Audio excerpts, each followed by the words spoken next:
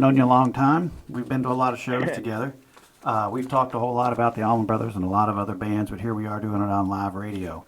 And I thought I'd just give, for folks who don't know you as well as I do, give us just a quick summary of your doctoral dissertation on the Allman Brothers. Well, and a dissertation is a lot different than a book.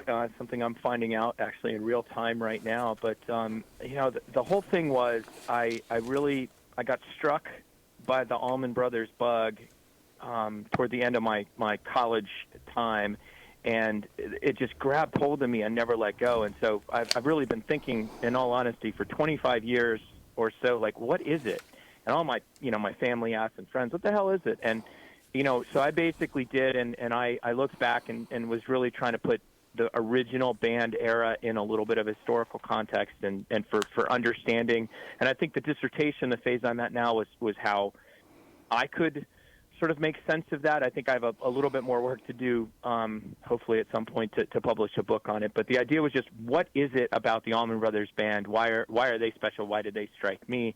Not necessarily trying to convince the unconverted, as much as just sort of make a little bit of sense for me. So I tried to put them in some historical context of that original 2.5 years, between March of 1969 until Duane's death in October of 71, and really going all the way through, the last record he played on, which was Eat a Peach, which came out in February of 72.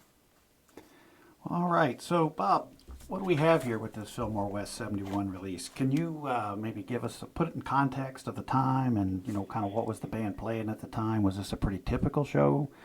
Or do these shows show something new? New in that maybe they're road testing or honing some songs, which we'll get into in just a little bit. I think the biggest thing for me when I got these discs, and I can't remember, I think only the latter two shows circulated pretty regularly around, one of the first couple things when you trade tapes, when I would at least. The 131 definitely, I think 130. I think 129 is new, or at least it was new to me.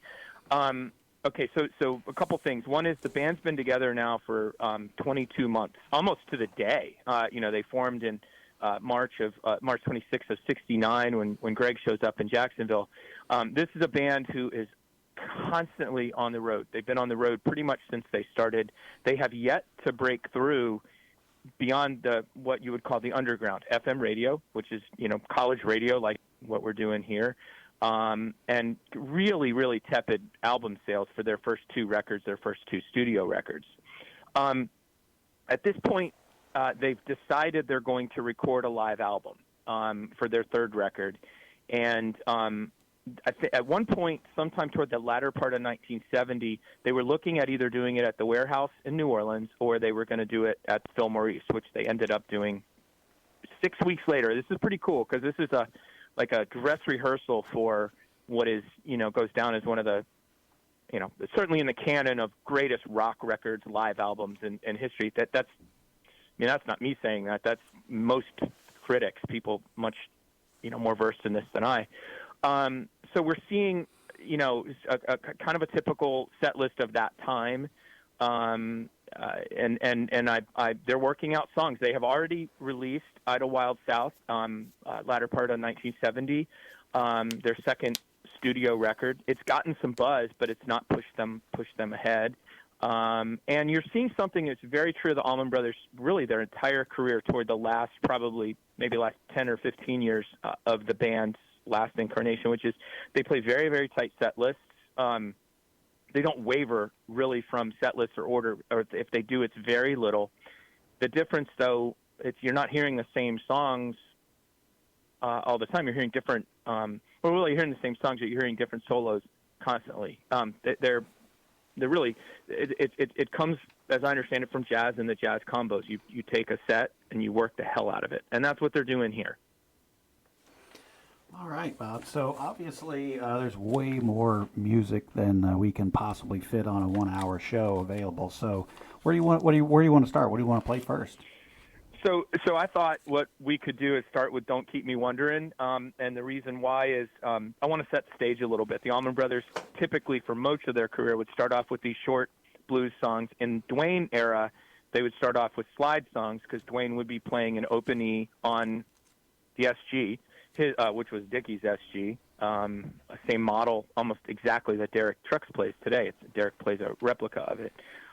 It's a quote-unquote new blues because most of their shorter songs that they would play, Statesboro Blues and Trouble No More were cover songs, so it's a Greg song.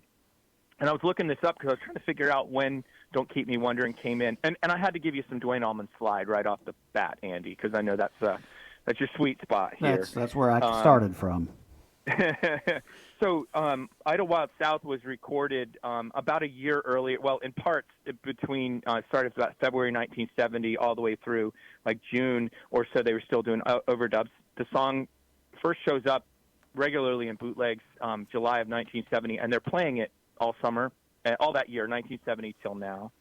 I think it's one of their funkiest songs, and I love the version that Tedeschi Trucks Band does today. It's pretty funky. So one last thing, apparently at some point Greg had complained in a rehearsal about why do we always have two guitar solos in every song, and apparently Dickie Betts' answer was, well, it's because we're the Allman Brothers Band. So this is another example. You'll hear two guitar solos here. Duane does the slide, and Dickie's playing just normal fretted guitar. All right, well, let's just jump right into that then.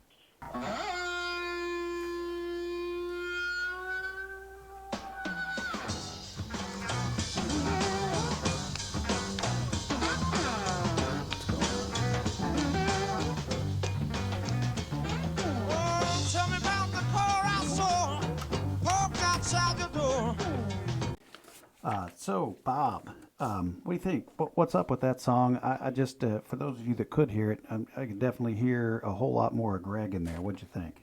I think all of us real Allman Brother nerds have devoured everything we could get.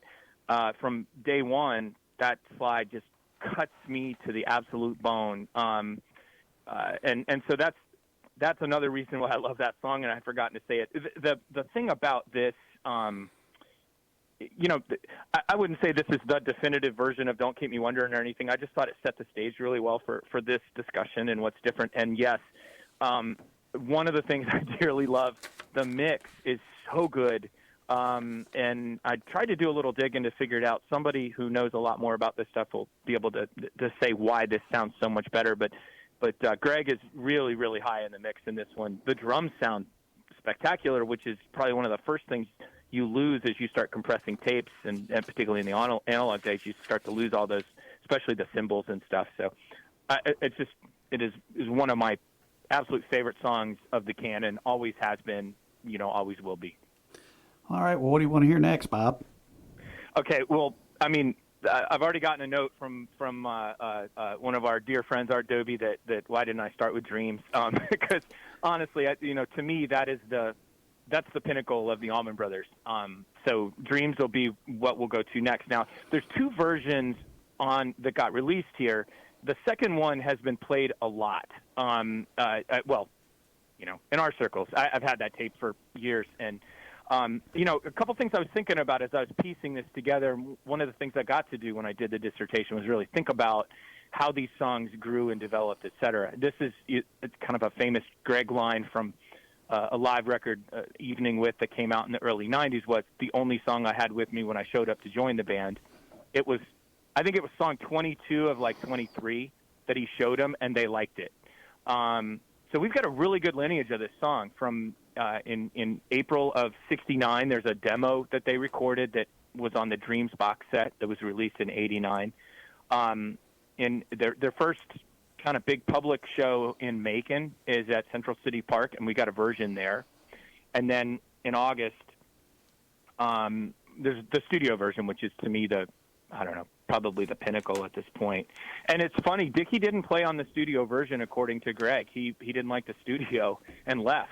So Duane actually recorded all the guitar parts for that.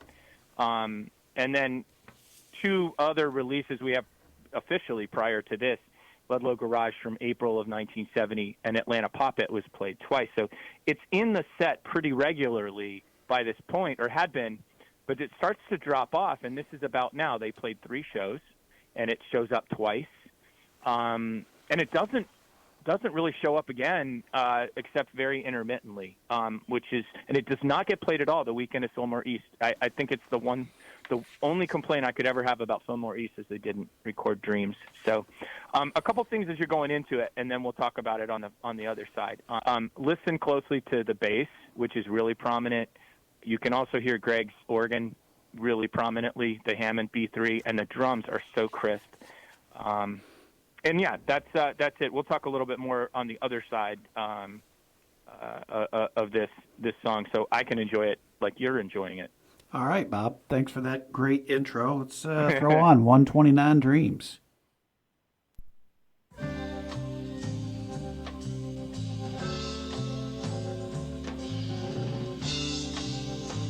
Just one more morning,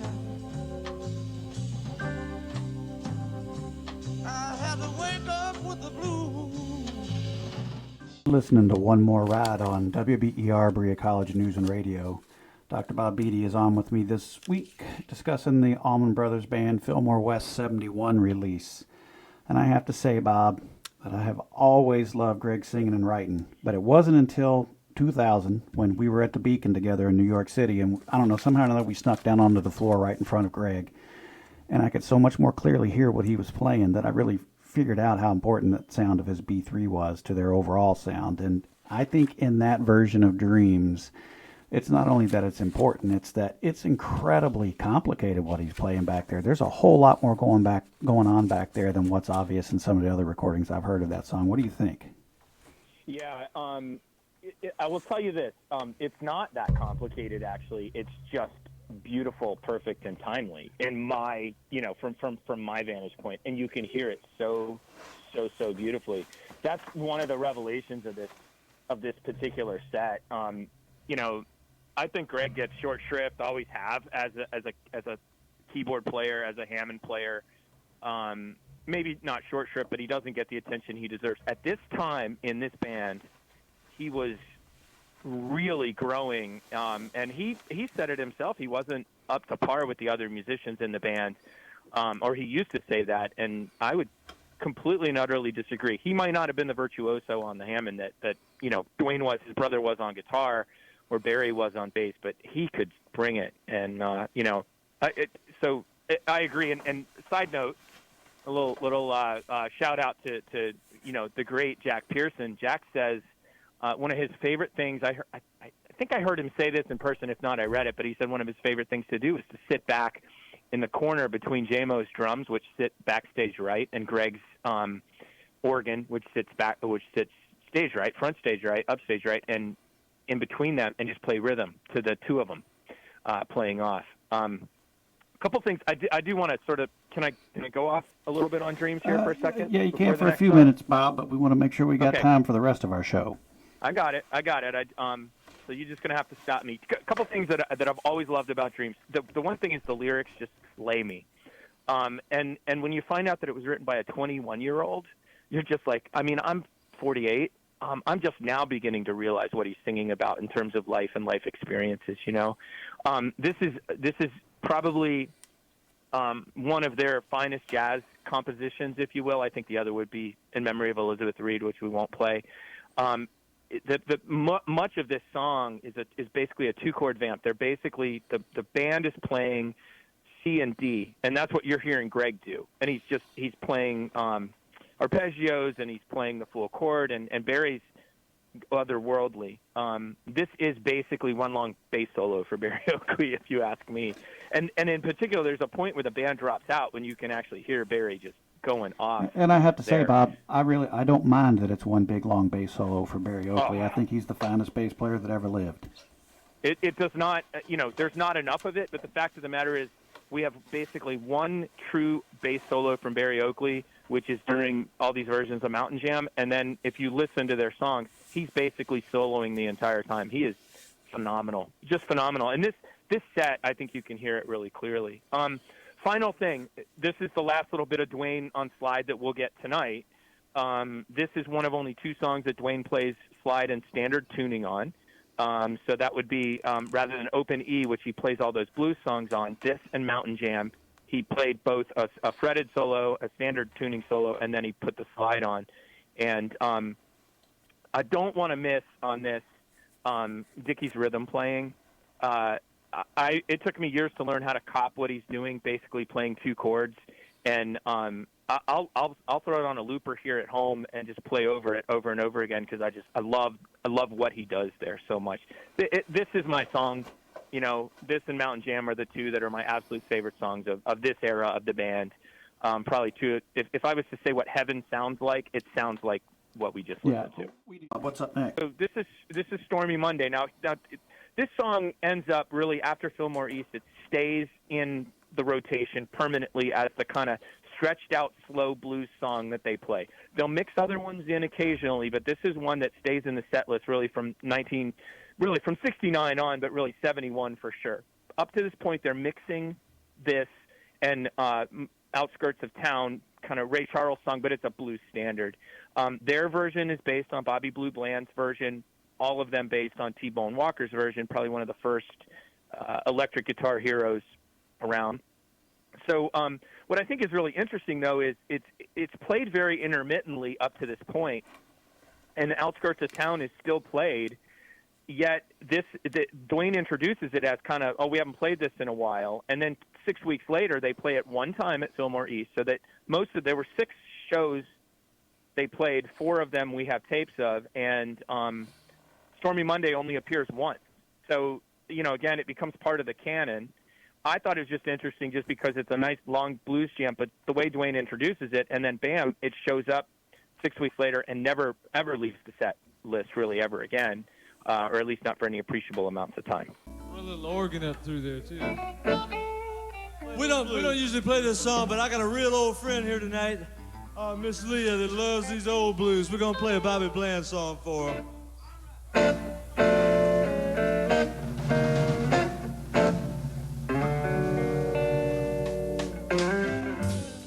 It's a pretty quick development. This is a song Willie Cobbs records in 1960, adapted actually from a Bo Diddley song called She's Fine With Me, which I just found out, actually.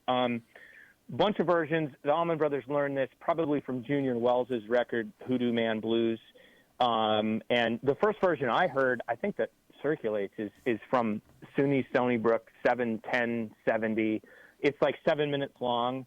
About a month later, a little less, 6 weeks later, at the scene in Milwaukee, it's gone to 9 minutes, and then by the end of 1970, it is there's a release, American University, where it's 15 minutes long.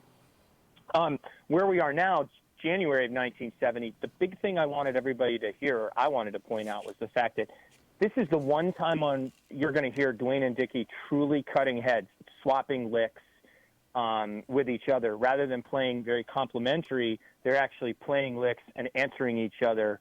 And they do it differently than what's on Fillmore East. If you're familiar with that record, you'll hear it. The first time I heard this was a couple weeks earlier, actually a week earlier, at Syria Mosque. You can hear him do it here. I love it. And you don't hear it after this. And I think I know why is they're basically trading licks. They're trading 4, so they're playing 4 bars each, and then they swap off. But what happens is there's a couple points where each of them lose their place while they're soloing. One time Duane carries it really far. Like Dickie tries to come in at 4 and Duane keeps going. They actually go 4, then down to 2, then down to 1 bar where they're just going back and forth. So I just think it was easier for them to answer each other rather than cut heads like they did. And this set has 3 versions of You Don't Love Me.